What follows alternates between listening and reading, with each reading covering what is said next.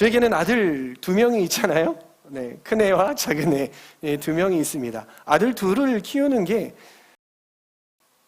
어렵지는 않고요. 쉬운 일은 아닌 것 같아요. 어떨 때가 안 쉽냐면은요, 의외로 안 쉬운 경우가 있어요. 그게 뭐냐면 아이들에게 선물할 때 쉽지가 않아요.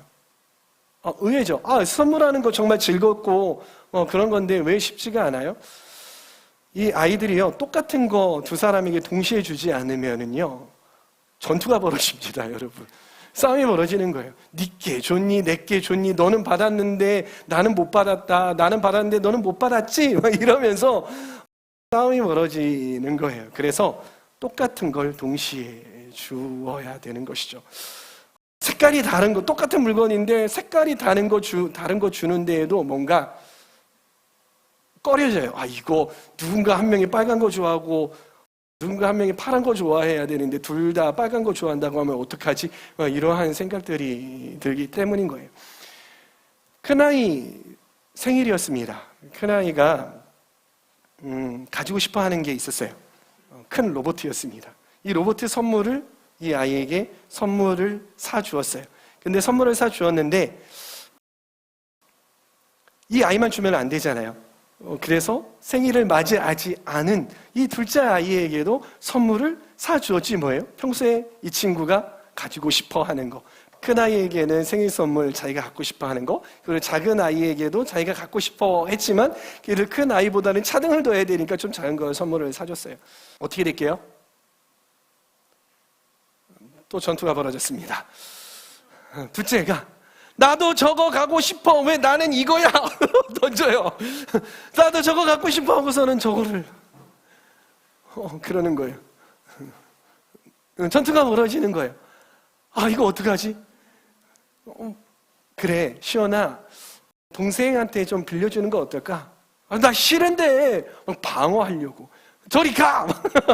근데 막 방어하려고. 그런데도 막 동생이 끈질기게 그러니까 이 동생이 어떻게 합니까? 형이 어떻게 합니까? 빌려주는 거예요. 그래, 좀만 갖고 놀다가 주는 거야. 우선 빌려주는 거예요. 이 동생이 어떨까요? 그거 갖고 놀고 막 1시간, 그거 가지고서 1시간 놀까요? 아니에요. 2분에서 3분이면 끝납니다, 상황이. 자기가 막 그거 갖고 놀다가, 막 이렇게 저렇게 막 갖고 놀아요. 그래서 한 3분 정도 지나면은요, 그거 놓고 형이 가지고 놀고 있는 나의 선물한테 이제 다시 가는 거예요. 가서, 그거 내놔. 그거 내 거니까 줘. 내가 지금 갖고 놀고 있어. 내가 너 이거 빌려줬잖아. 아니야, 그거 내 거야. 줘. 해가지고 막 그거 가지고 놀려고 하는 거예요. 그러고선 또 싸움이 벌어지는 겁니다. 여러분, 이 아이들 왜 그러는 걸까요? 무엇 때문에 이 아이들이 이렇게 다투는 걸까요? 그것은 바로 시기심 때문에 그래요. 뭐라고요? 시기심. 여러분, 시기심이 무엇일까요? 시기심은 무엇이냐면 남이 잘 되는 것을 셈하고 미워하는 마음이라는 뜻이랍니다. 우리가 이 시기심에 대해서 알아볼 때 이 시기심과 그리고 부러움과 좀 분리를 해야 돼요. 이 부러움이라고 하는 거, 때로는 질투라고도 이야기를 해요. 질투라고 번역이 되었고 영어로는 jealousy, 맞아요? 제 발음이 맞나요? 그거예요. 질투. 네. 그 질투라는 거는요, 초점이 어디에 맞춰져 있냐면 나한테 맞춰져 있어요. 나한테 맞춰져 있어. 내가 없는 것에 맞춰져 있어. 나 왜 이렇게 조금 가지고 있지? 이런 것에 맞춰져 있단 말이에요. 그래서 때로는요, 이 부러움이라는 거는요, 나를 성장시키기도 해요. 쟤는 저렇게 열심히 노력해가지고 저렇게 이뤘는데 나는 열심히 노력하지 않아가지고 이룬 게 없네? 내가 가진 게 없네? 그러니까 나 열심히 노력해가지고 쟤처럼 저렇게 이루어야겠다라는 그러한 생각을 갖게 만드는, 그런 동력을 갖게 만드는 거예요. 그렇다고 해서 제가 이 부러움과 질투가 좋은 거라고 이야기하는 게 아니에요. 때로는 그러한 동력이 일어나기도 한다라는 거예요. 그러나 시기는요, 좀 달라요. 시기는 무엇에 초점이 맞춰져 있냐면 남이 가진 것에 초점이 맞춰져 있어요. 나에게 어떠한 것이 있는지, 무엇이 있는지, 내가 얼마나 많은 것, 그리고 내가 얼마나 적게 가지고 있는지 이것에는 관심이 없어요. 오직 남이 무엇을 가졌는지, 남이 정말 좋은 것을 가졌는지 안 가졌는지 이것들을 바라보는 눈, 이것을 보고 시기심이라는 거예요. 남들이 가진 것이 좋다면은요, 샘이 나고 미워지는 것이죠. 그러기에 시기심은요, 자신을 해치게 만드는 백해무익한 그러한 것이에요. 여러분, 시기심이요, 앞서 이야기했듯이 이 아이들에게만 나타나는 것일까요? 그렇지 않다라는 거예요. 이 시기심은요, 인간의 뿌리 깊이 박혀 있는 죄성인 거예요. 아무리 막 성인 군자 같은 그런 사람도 그의 마음을 면밀히 들여다보면은요, 시기심들이 다 있다라는 거예요. 그래서 이 시기심이 어떻게 표출되느냐가 다를 뿐이지, 아이고 어른할 것 없이 다 우리에게 가지고 있는 죄성이다라는 것. 이렇게 설교하고 있는 저도 없느냐? 아니에요. 저도 시기심이 있는 그런 존재더라고요. 오죽했으면 우리나라 속담에 이런 말이 있겠습니까? 사촌이 땅을 사면 배가 아프다. 여러분, 왜 사촌이 땅을 사는데 배가 아픈 걸까요? 네. 시기심 때문에 그런 것이죠. 남이 가진 것 때문에 생겨나는 거예요. 이것이 시기심의 실체라는 것입니다. 우리 성경 한 구절 보도록 하겠습니다. 성경은 창세기 4장 4절에서부터 8절까지의 말씀인데요. 우리 함께 읽어보도록 하겠습니다. 읽습니다. 시작. 주님께서 아벨과 그가 바친 제물을 반기셨으나 가인과 그가 바친 제물은 반기지 않으셨다. 그래서 가인은 몹시 화가 나서 얼굴빛이 달라졌다. 주님께서 가인에게 말씀하셨다. 어찌하여 네가 화를 내느냐? 얼굴빛이 달라지는 까닭이 무엇이냐? 네가 올바른 일을 하였다면 어찌하여 얼굴빛이 달라지느냐? 네가 올바르지 못한 일을 하였으니 죄가 너의 문에 도사리고 앉아서 너를 지배하려고 한다. 너는 그 죄를 잘 다스려야 한다. 가인이 아우 아벨에게 말하였다. 우리 들로 나가자. 그들이 들에 있을 때에 가인이 그의 아우 아벨을 쳐 죽였다. 참 슬픈 이야기죠. 여러분들의 눈에는 무엇이 들어옵니까? 이 말씀을 읽으면서 무엇이 들어옵니까? 저는 이 말씀을 읽으면서 가인의 시기심이 눈에 들어옵니다. 가인의 시기심은요, 아우를 죽일 수 있는 그러한 심각한 죄였다라는 것이에요. 여러분, 우리 안에도요, 우리 안에 해결되지 않으면요, 우리 안에서 해결되지 않으면요, 살인까지도 할 수 있는 그러한 심각한 시기심이라는 죄가 마치 뱀이 또아리를 이렇게 틀고선 앉아 있는 것처럼 그렇게 앉아 있다라는 것입니다. 그래서 우리는 이 가인처럼 심각한 죄를 범하고 심각한 행동을 할 수 있는 그러한 잠재적인 인물들이라는 것이에요. 그러기에 우리는 이 시기심에 대해서도요, 경계해야 되고, 그리고 무엇보다 시기심에 대해서 우리가 잘 알아야 한다라는 거예요. 살펴보아야 한다라는 거예요. 공부해야 한다라는 것이에요. 그래서 이 시기심에 대해서 한번 우리가 살펴볼게요. 시기심이 어떻게 나타나는지, 그리고 시기심에는 어떠한 특징들이 있는지 살펴보자라는 것이에요. 시기심에는 어떠한 특징이 있느냐? 제가 3가지로 정리해 봤습니다. 첫 번째, 시기심은요, 성공만을 추구하는 특징이 있습니다. 뭐라고요? 성공만을 추구하는 특징이 있어요. 시기를 받는 대상이 어떤 대상일까요? 루저들일까요? 여러분, 루저들을 막 시기하고 그럽니까? 아니에요. 시기를 받는 대상은 어떤 대상이냐면 뭔가 성공한 사람이에요.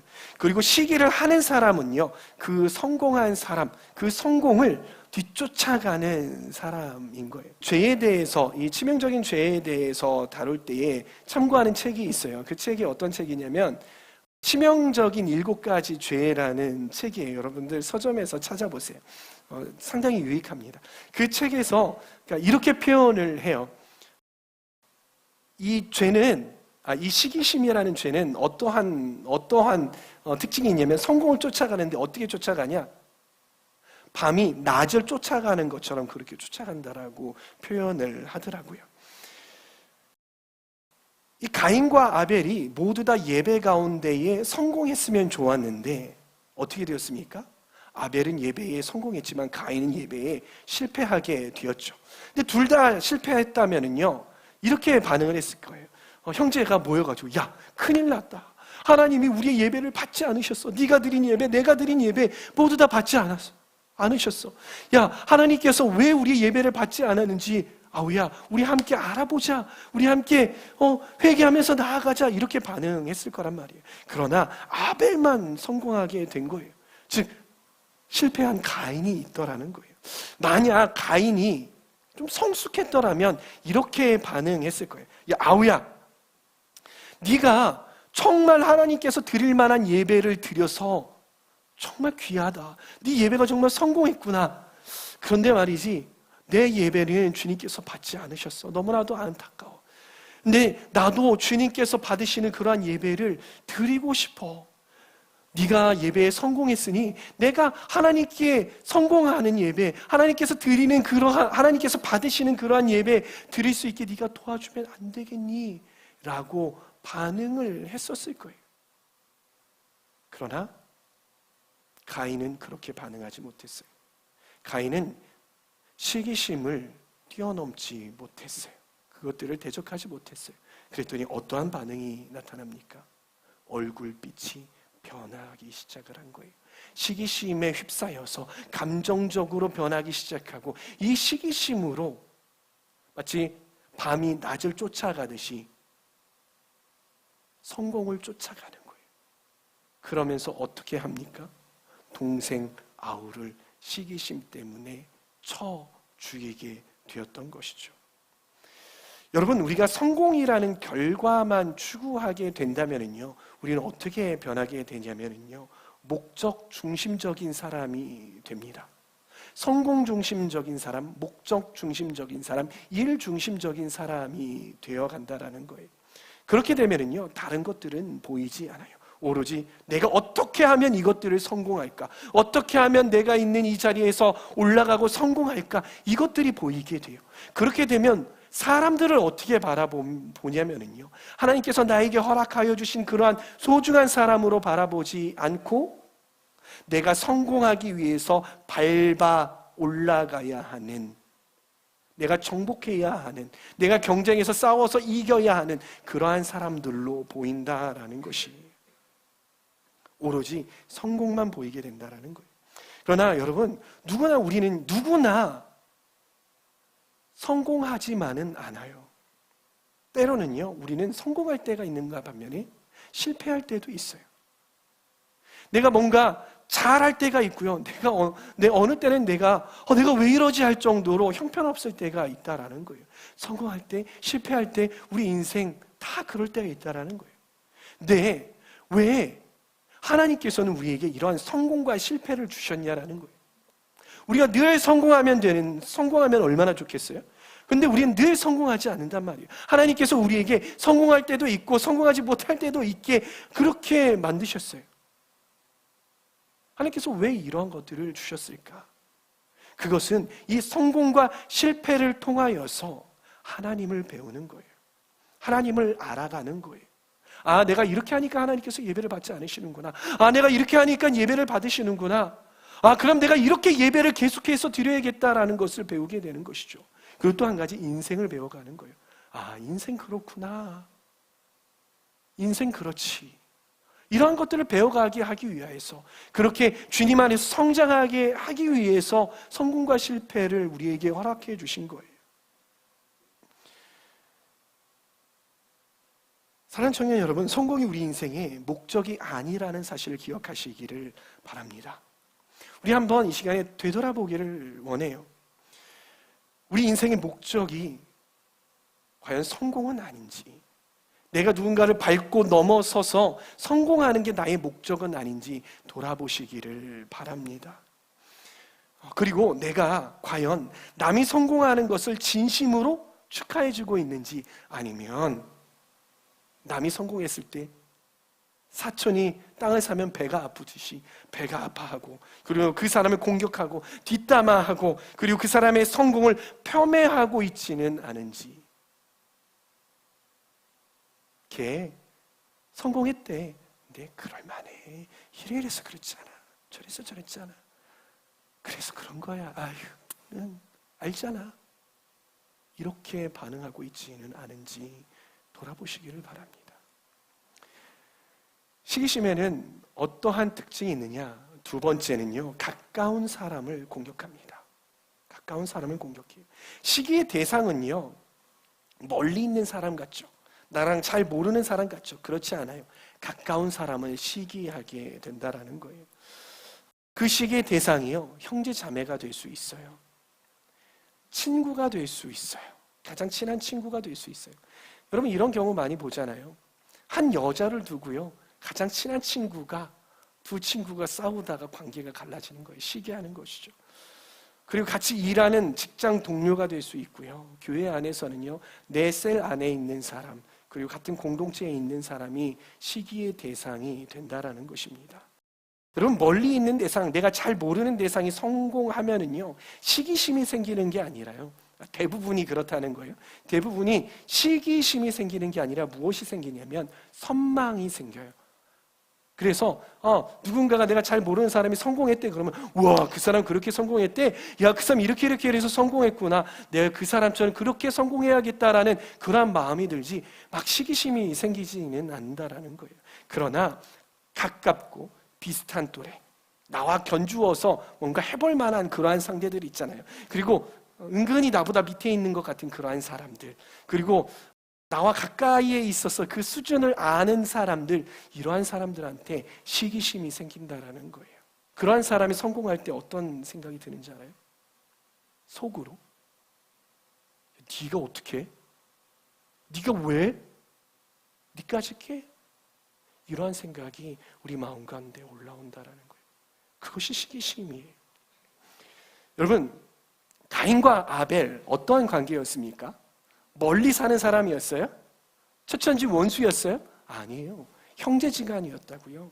피부치였어요. 혈육이었어요. 가인은요, 가장 사랑하는 동생, 가장 사랑해야 하는 동생, 가장 가까이 있는 그 동생을 시기심 때문에 죽였다고요. 성경에 시기심 때문에 망했던 왕이 있습니다. 누구입니까? 맞아요. 네, 그렇죠. 사울 왕이었어요. 사울 왕. 여러분 왕이라면은요, 성공한 사람 아닙니까? 그래도 네. 그 나라에서 어쩌면 가장 성공한 사람이에요. 네.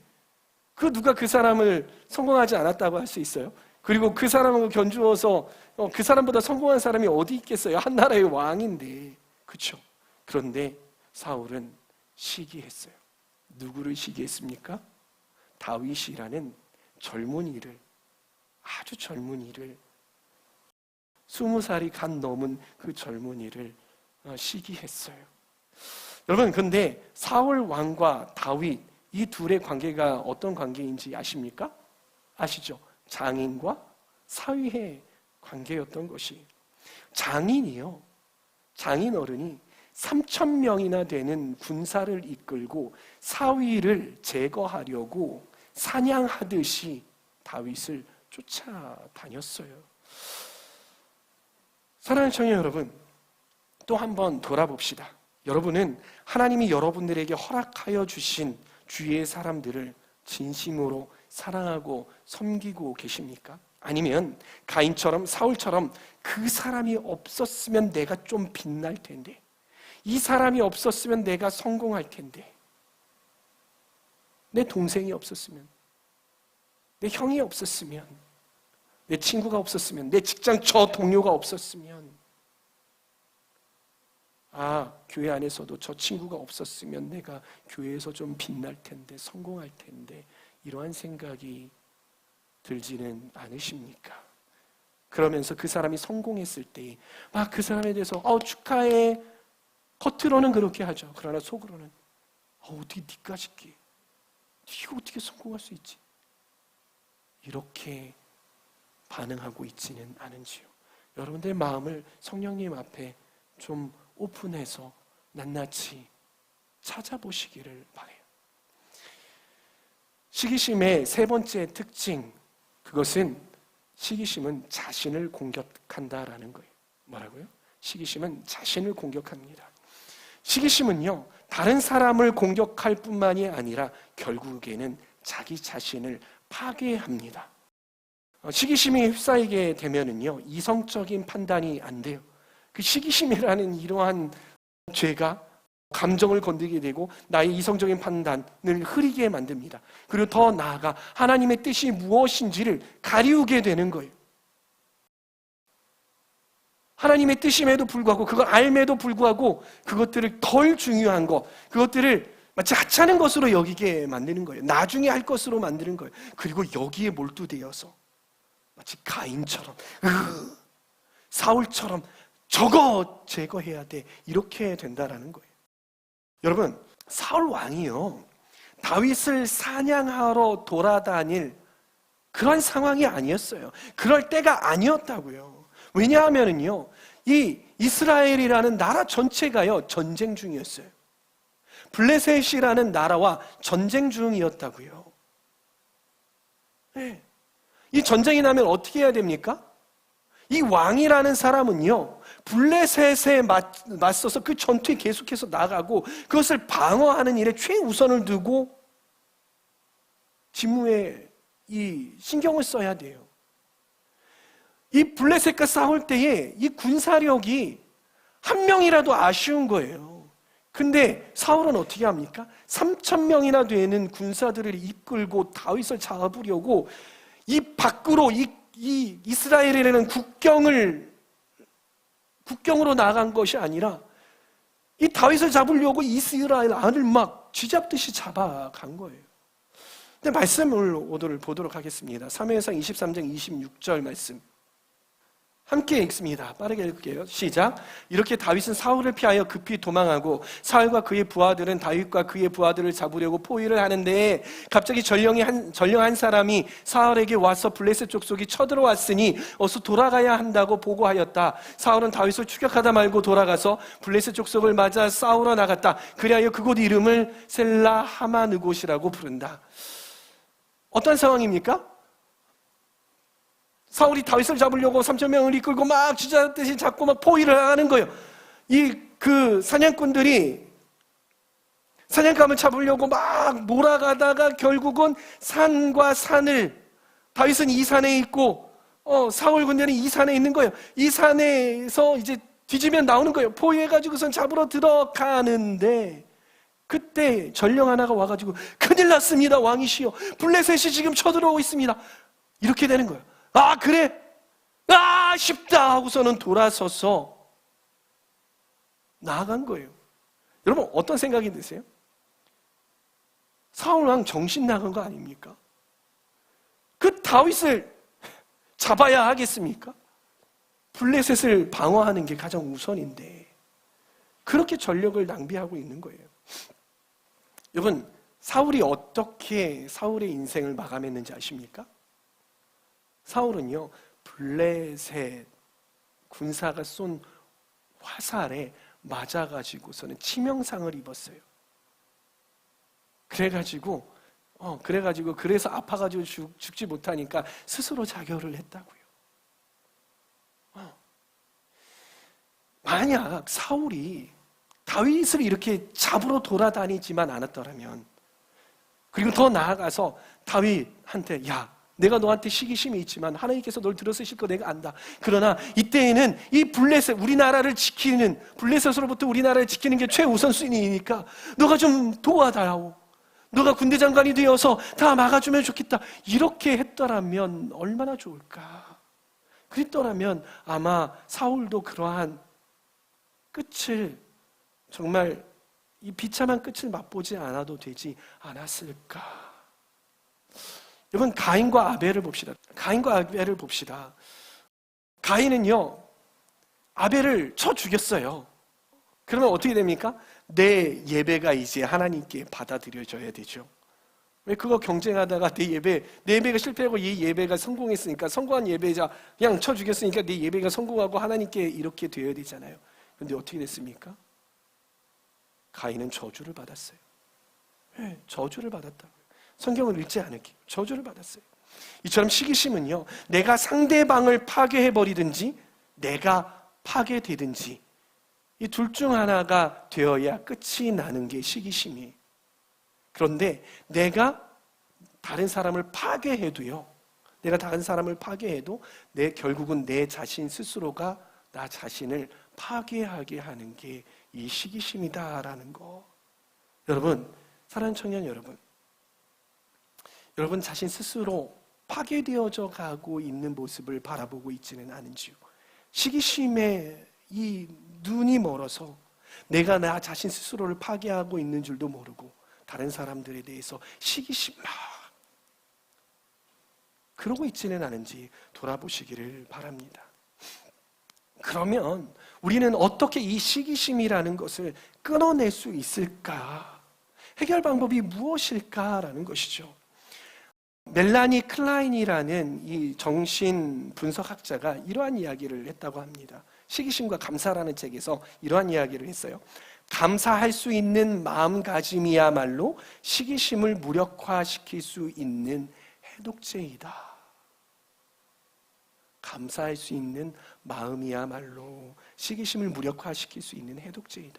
시기심은요, 내가 얼마나 가치 있는 사람인가를 잊었을 때에 일어나는 것이에요. 그리고 내가 얼마나 좋은 것과 많은 것을 가지고 있는지를 망각했을 때 나타나는 현상이라는 거예요. 즉 하나님이 나에게 얼마나 큰 은혜를 주셨는가를 잊었을 때에 나타나는 것이 시기심이라는 것입니다. 감사는요, 내가 얼마나 큰 죄인인가를 깨달을 때에 할 수 있는 것이죠. 그리고 감사는 하나님이 우리에게 얼마나 큰 은혜를 주셨는가를 기억하게 하는 것이. 여러분, 제가 늘 여러분들에게 비유하는 것이 있잖아요. 그게 뭐예요? 이 공간이 깜깜하게 됐다고 여러분 생각을 해봅시다. 근데 이 공간, 어두움이 이 공간을 지배하고 있는 거예요. 근데 이 공간을 밝게 하게 하려면 어떻게 해야 됩니까? 우리가 막 어둠과 싸워야 돼요? 야, 어둠 저리 가! 막 어둠하고 싸워야 돼요? 아니, 그저 빛이 여기 가운데 띵 하고 비추면 이 공간이 밝아지는 것이죠. 그렇죠? 우리가 시기심이라는 어두움이 우리 마음 가운데 덮고 있어서 우리 마음이 새까맣게, 그렇죠? 먹구름이 뒤덮인 것처럼 새까말 때가 있잖아요. 그때 어떻게 해야 돼? 나 시기하지 말아야지. 나 시기하지 말아야지. 이게 아니라요. 어떻게 하면 된다? 예수 그리스도가 그곳 가운데 내 마음 가운데 오시면, 빛 대신 예수 그리스도가 내 마음 가운데 오시면 내 마음이 밝아지게 되는 거예요. 그런데 그 예수 그리스도가 내 마음 가운데 오시게 하는, 이 빛을 비추게 하는 스위치와 같은 것, 불을 켤 때 스위치 딱 눌러서 켜잖아요. 그 스위치와 같은 게 무엇이냐? 그것이 무엇이냐면 의도적인 감사라는 거예요. 의도적인 감사예요. 그냥 감사, 내가 감사하는 그런 감정이 올라올 때만 감사하는 게 아니라 의도적인 감사라는 것입니다. 그러기에 시기심이 올라올 때 의도적으로 감사해 보시기를 바랍니다. 남을 시샘하고 미워하는 마음이 사라지게 될 것입니다. 그리고 평소에 좀 의도적으로 감사 노트를 한번 여러분 써보세요. 제가 엊그저께 제 아내하고 가족들이 같이 가정 예배를 드리는데, 전에 우리가, 지금은 잘하지 않는데 전에 저희 가정이 하루에 한 사람의 5개씩 감사의 제목들을 썼어요. 쓰고선 그거 놓고 감사 기도를 드렸거든요. 그걸 놓고 보는데, 이때 하나님께서 너무나도 놀랍게 행하셨구나 라는 것을 깨달을 수 있었어요. 하나님께서 빛 가운데 우리를 인도하셨구나라는 것을 깨달을 수 있더라고요. 이처럼 우리가 감사의 노트를 쓴다면요, 의도적으로 감사 노트를 쓴다면 여러분들의 삶과 여러분들의 성품이 변화될 것입니다. 우리에게 시기심이 찾아올 때에 우리는 그 실체를 깨달아야 돼요. 그 실체가 어떠한 실체예요? 시기심은요, 성공을 추구하게 만드는 실체가 있고요, 성공은요, 가까운 사람을 공격하게 하는 실체가 있고, 성공은 남뿐만이 아니라 나 자신을 파괴하는 그러한 실체가 있다는 거 여러분 기억하시길 바랍니다. 그리고 빛 대신 예수 그리스도께 우리는 나아가야 해요.